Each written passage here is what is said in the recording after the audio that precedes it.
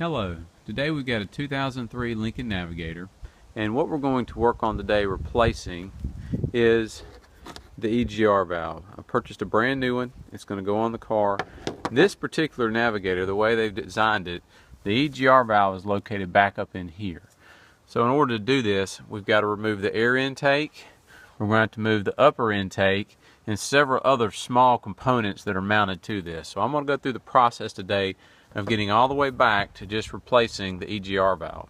The car is sputtering, kind of stuttering, low idle, and I'll go through all that at the end. It doesn't idle real smoothly, and that's because the exhaust gases are allowed to continue to recirculate at low RPMs, and it's not intended to do that. So I've got a faulty EGR valve. We'll go from here. When you get ready to tackle this job, one thing you want to keep in mind is tooling. To get this intake off, one of the things that helped me out tremendously was a swivel and an extension on my ratchet so that I could reach down into those deep back socket sections where those bolts were located, and they actually loosened up and came out pretty easily. So just keep in mind, you want to make sure you got the right tools to begin this job, and it really won't be that big. Takeoff is going to be the upper air intake. To do that, we're going to unscrew here, and we're going to unscrew here, and that'll remove this transition piece that runs up to the throttle body.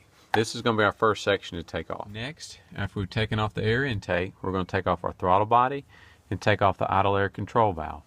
To do that, you're going to need to remove this piece and drop your throttle cable off. To do that, remember, this is just a push forward directional thing to remove that clip, and then this entire assembly can come off. Once you get your throttle body off, you'll be able to see there's a good bit of buildup. I've got a good carburetor cleaner that I'm going to use to clean that intake off, and you can also see it's pretty dirty up in here too. Just be real careful with the gasket. Since I'm not replacing anything at this time, I just carefully removed the gasket and didn't pry it. It just snapped right off with a little bit of pressure. So carb cleaner going to clean this up. Okay, you got a crossover air piece that fits in the back right here. It's got 6 bolts to remove it. You got to take this section out before you take this out. So I've already removed those bolts, and this is my next section to come out back here. Next thing we got to do is there's bolts that hold down this assembly.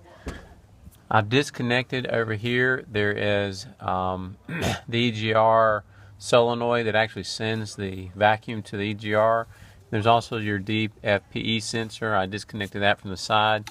You'll see all that's disconnected, and then you got some bolting that we're going to have to take out, like here, here, down here, back here, and that's going to allow me to remove this entire unit. So that's what we're doing right now. Okay, now that we've got the upper intake off, what I did is I unscrewed, there's 2 bolts on the top, I unscrewed all the bolts on that upper intake, and then I pulled the entire assembly off. And so now you can see that the EGR valve is exposed in the back. You can see exactly where it's positioned. Now my next thing is to go in here. There's 2 bolts. There's a bolt on this side and a bolt on that side. This is just right here a kind of a joint transition piece that's set up on that. Okay, I've got the EGR valve removed. You can see the transition piece that it attaches to. Notice this transition piece has got graphite like gasketing. So meaning that when you purchase your new piece, you need a graphite gasket for it. It's kind of delicate. Clean that surface off so that it seats up well again the next time. You can see that line that comes right around the back. I did get a brand new EGR valve. Here it is, located right here. I'm going to just mate it back up to this, and then we're going to reassemble everything. I'm probably going to shoot a little bit of carb cleaner down inside this, and you can see everything's lining back up. It was kind of difficult to break loose. Just use a little bit of WD-40 to loosen it up, and then it'll all start going back together. Thank you so much. Hope this helps. Got it started up. Smooth again. Very smooth. I don't know if you can hear how smooth that idle is, but 10 times smoother. Thank y'all for watching.